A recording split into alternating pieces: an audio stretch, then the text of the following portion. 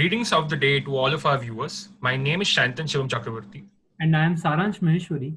Today we are graced by the presence of Mr. Ankesh Nagar for the pilot episode of UPES SPE Student Chapters Vodcast Spotlight.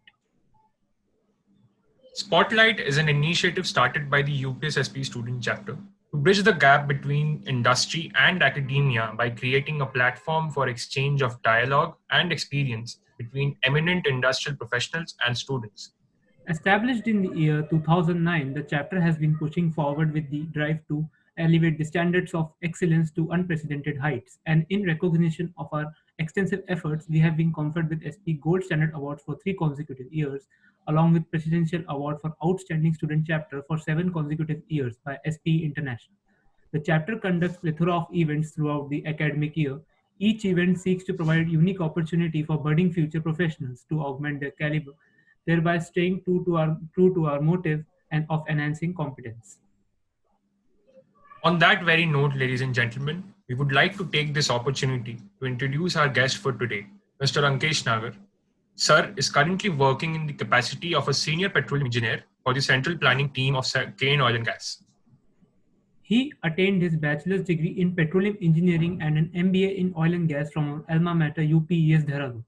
He is one of the recognized faces among the Society of Petroleum Engineers Young Professional. He was bestowed with the honor of ex-Coast Choice Young Leader 2017. And that is an undying testament to his industrial demeanor and expertise. Sir, it is indeed an honor. Thank you so much for the introduction, and it's a pleasure to be here. Thank you.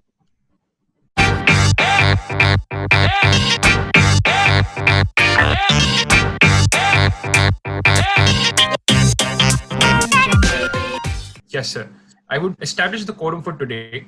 Our discussion shall be themed on the significance of being an energy enthusiast and the responsibilities that come with it. Now, without any further ado, let's start with the questions. So you have completed your bachelor's in petroleum engineering from UPS. So between now and then, how has the energy and the petroleum industry changed? Also, you would like to share the word of advice for freshmen, considering the fact that you work where they are right now. Right. Thank you for the question. So since you asked me what has been the difference over now and then, my answer to that would be it's very simply significant.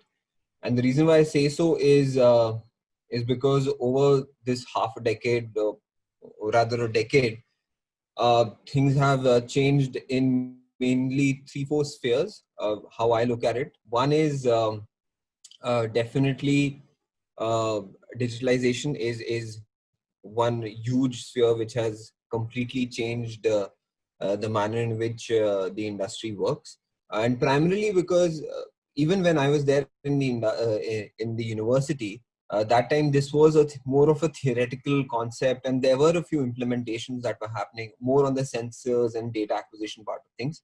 But really to mine that data which has been sitting with the industry for all these years, that has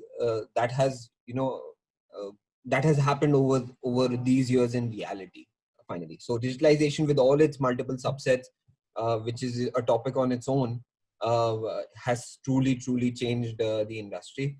Apart from that, the whole nature of volatility, which was always which was there on its own scale earlier, a part of the industry, but now it has just become very consistent and rather erratically consistent, I would say. The reason being the whole equation between not only just on the supply side, but fairly on the demand side, like we see today. Therefore, creating a lot of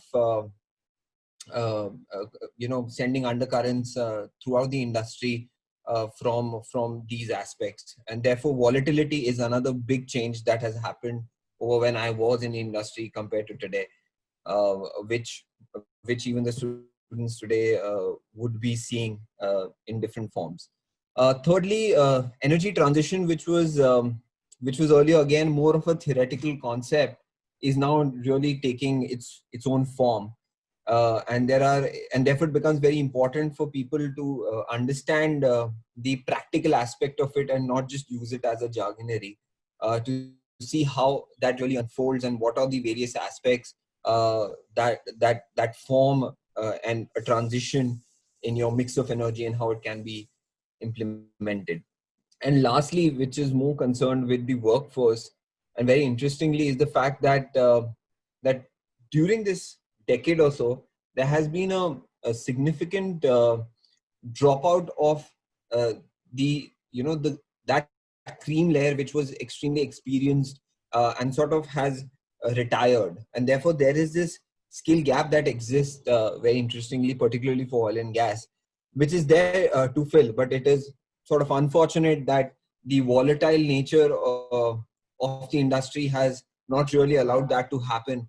But certainly a skill gap there, which was not so significant earlier when I was there in the university compared to today. So and therefore, when you ask that what would be a message to the young students in the university, my point of view is that you need to you need to be patient in this particular time, particularly, um, and and realize the fact that there is a requirement for the industry, whether it is from the digitalization point of view, whether it is from the skill gap point of view, uh, or whether it is to understand or come to completely bring in a new skill set, which would support energy transition. And therefore, these are key spheres to fill in time to come.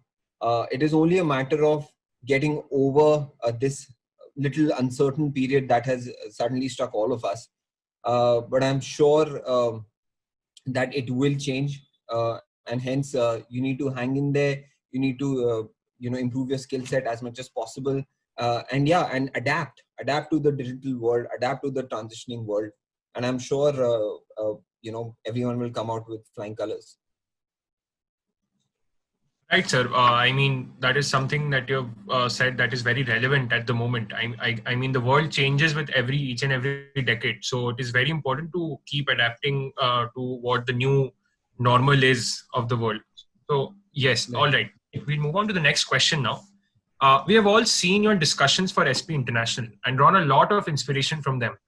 For our viewers from the industry, how should one try to become a young professional for the SP International? It seems to be an excellent impetus to your career. Right. So I would actually break this down into two aspects. So a young professional typically starts, that journey starts once you have moved away from the university and you've joined the industry as such. And therefore, now that you're a professional, you continue with your membership, and there are things which I'll talk about. But we also like to highlight that, at least for me personally, the journey for SPE started by being a member in the university.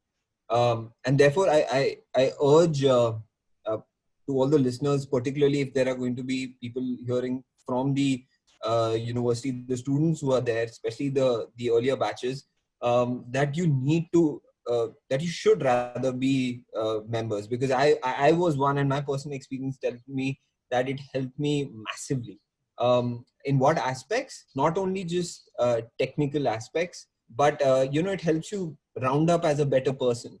You get involved in a lot of initiatives. I was a part of the technical community at that moment, which gave me a different persona and different activities, which allowed me to learn a lot. And therefore, that journey really enriches you during your university days. But coming back to the emphasis more on the young professional side of things, yes, I made sure, because I had this experience in the university, I made sure that I need to carry this around, because as a professional, the SP does a lot of events in which you get the opportunity to not only talk about your own work, but also learn from the peers in the industry. So whether these are workshops or conferences, once you are a part of that community, there are no limits to uh, you know to showcasing not only your work but also learning. Um, for me personally, since I was a part of the Delhi, since we are particularly in Gurgaon, the corporate office, so I made sure that I was registered in the chapter. That's where truly the journey starts. and then you associate not only with the national events but also the international events through the chapter.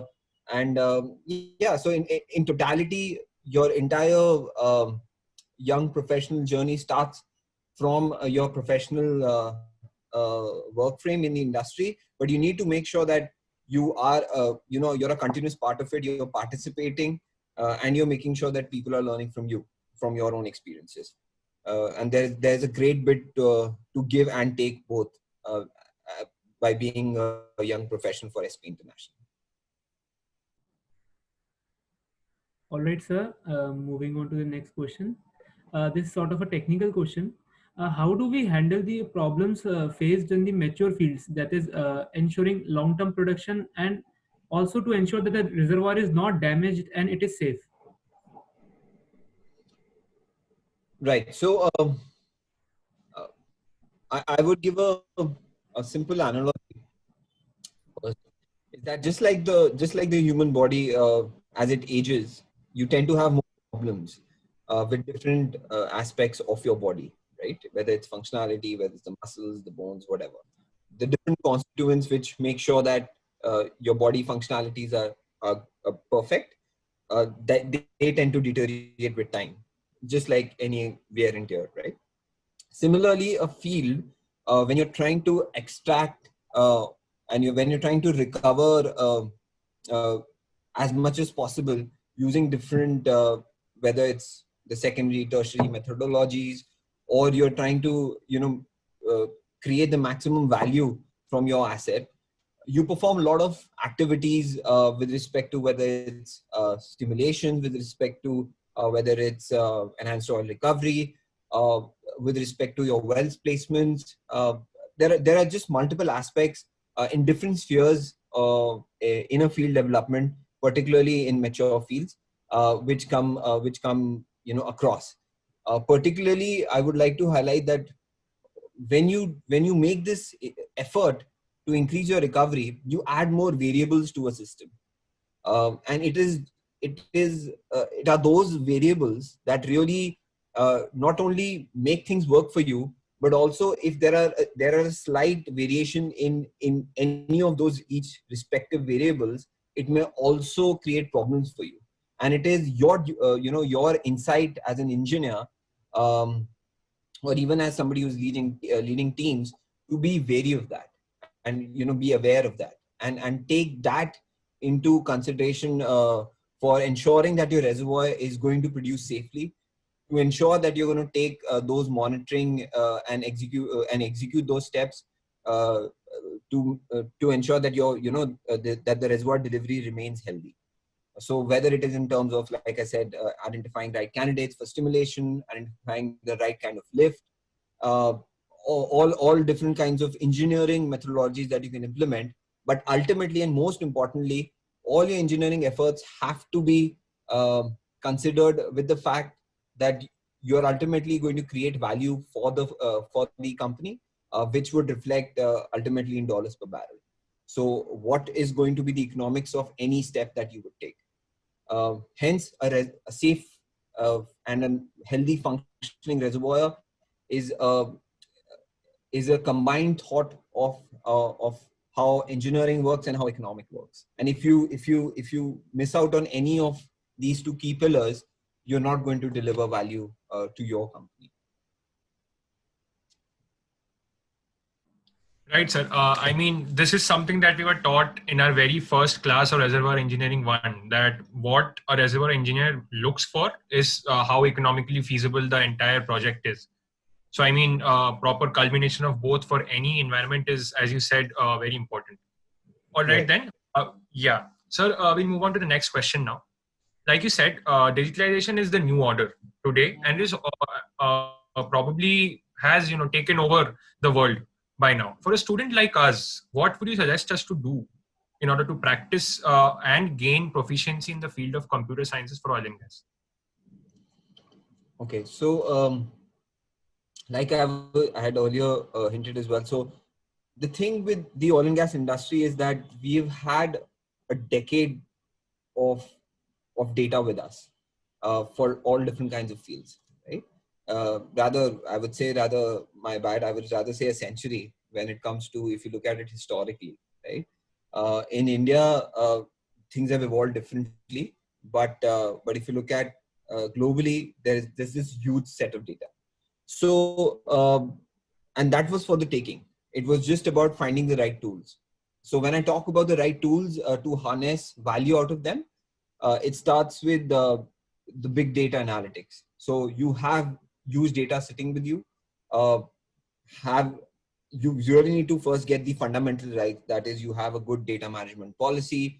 You know how to organize your data. But once you've got all of that right, it is your core analytics which will allow you to derive true value.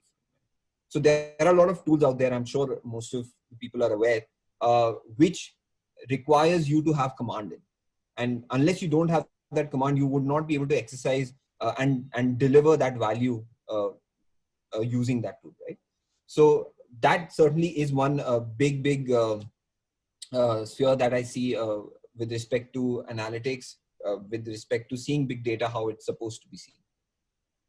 Secondly, which excites me personally a lot, is the combination of, and there is definitely more future to it. We haven't seen a lot. We are seeing some in the sphere of robotics and AI.